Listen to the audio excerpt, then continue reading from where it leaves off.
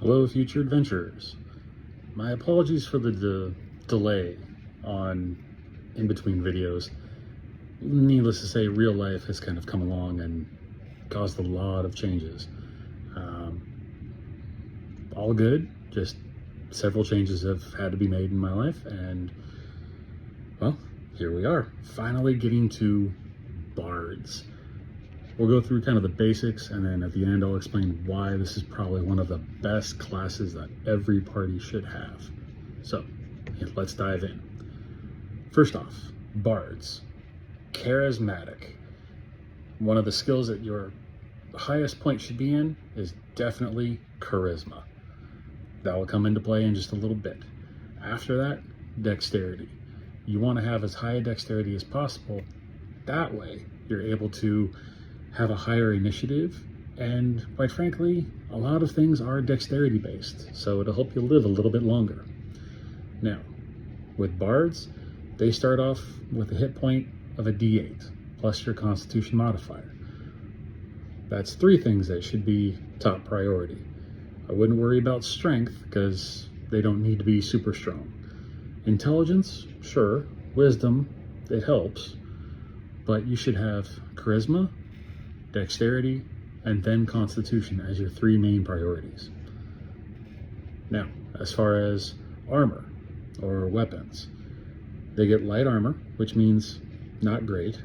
They get simple weapons, hand crossbows, long swords, rapiers, and short swords. Pretty standard weapons, all kind of in that medium fare. You're not looking to do a whole lot of damage with your weapons, though. This is not a weapon or a damage dealing class. What they do is much more supportive than doing damage. Leave that for the bulky guys. Now, also level 1, you get to choose 3 musical instruments. This is flavor. You get to decide how are you going to be performing for crowds. You get dexterity and charisma as your saving throws. So right there's your 2 big ones.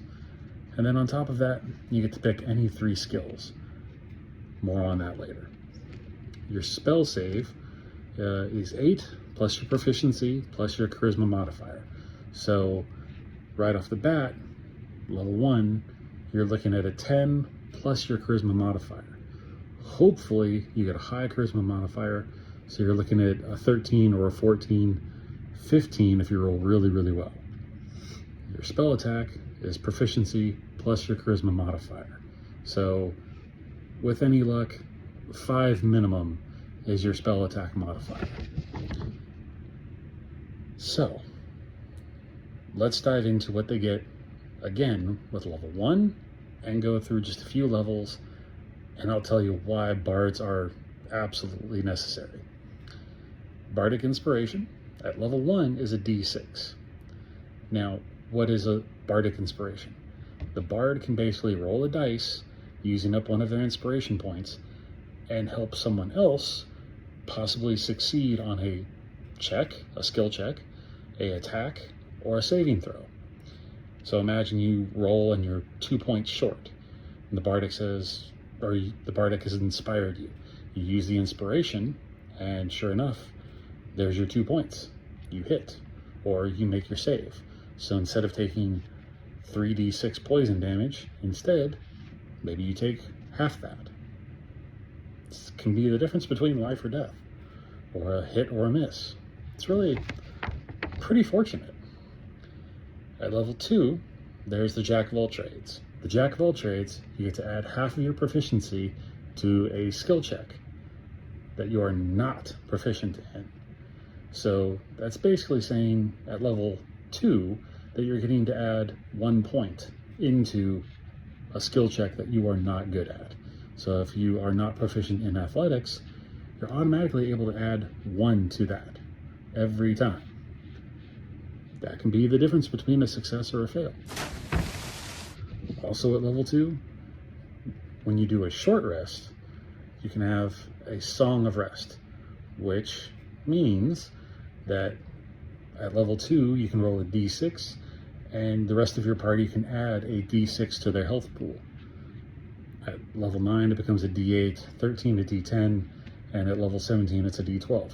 That may not sound like much, but when it's a short rest, they're using up their hit die, so any little bit extra is wonderful.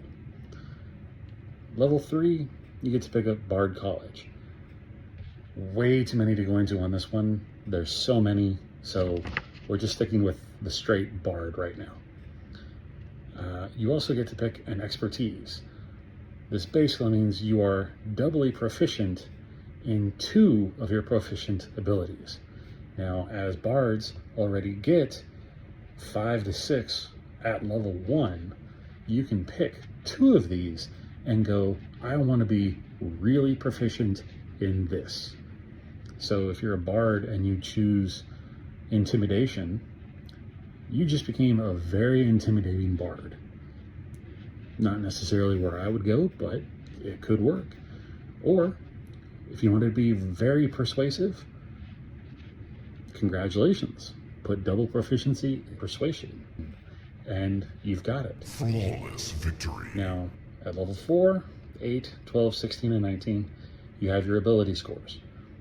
Personally, if your character is kind of really well statted out, I would look at doing feats for your Bard. Find areas that you're weaker in and how to make that even better. Lucky is a great example. If you roll really low on a dice, you can choose to be lucky and re-roll that one up to 3 times. So that can be very beneficial. The Font of Inspiration, you get all of your bardic inspirations back at a short rest.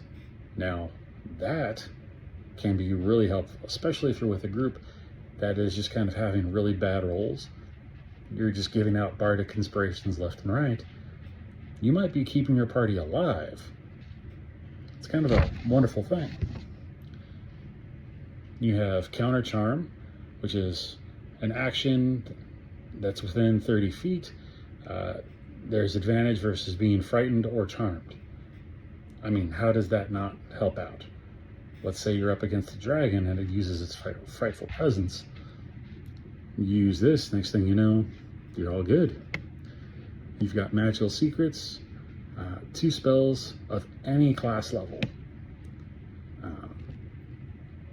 How does that not become useful? And it can be any class. So you can learn Cleric spells, Paladin spells, Sorcerer or Wizard spells, Druid spells, anything you want.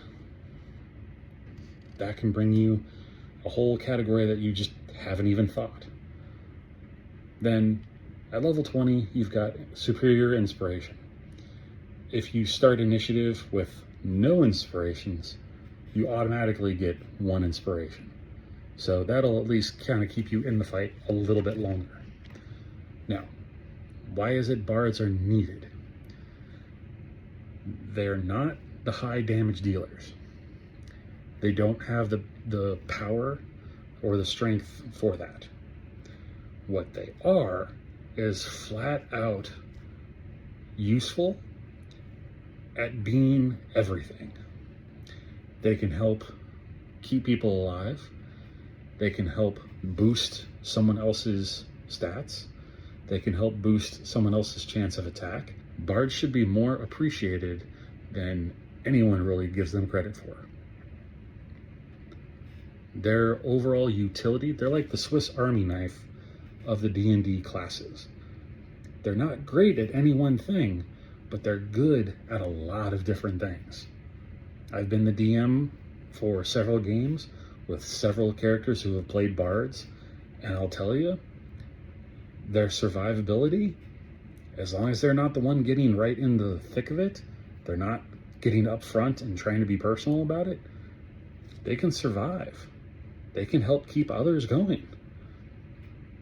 They're there to observe as well as boost the abilities. When you're in a town, you can do a performance to get some coin. Maybe it's just enough that you get to purchase a set of armor or a new weapon, or you buy a round of drinks for everyone in the tavern. Who knows?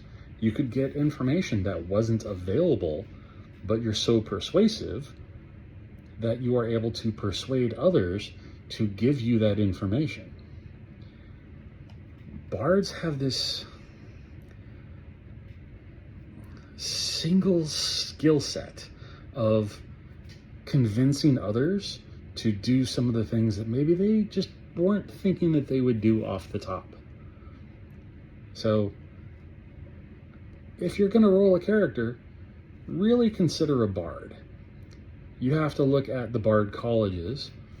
Each one is going to be different than the other. Some are a little bit more attuned to doing some psychic things. Others are more performance-based. So you have to really think about that. Now, if you want a little advice on how a bard could be played, I have to admit, one of the best performances of a bard I've ever seen was done by Sam Riegel in that final episode of Critical Role. He pulled out a Hail Mary that was absolutely stunning. I highly recommend, if nothing else, watching the final episode of season 1. I think it was episode 114. The man did a phenomenal job. And it shows you just how good a bard can be. They can be better. But he took a class that no one wants to play. He took a race that no one wants to be and said, you know what? I'm going to make this the star. And he really did. So if nothing else, give that episode a watch and you'll see just how good a bard can be. They are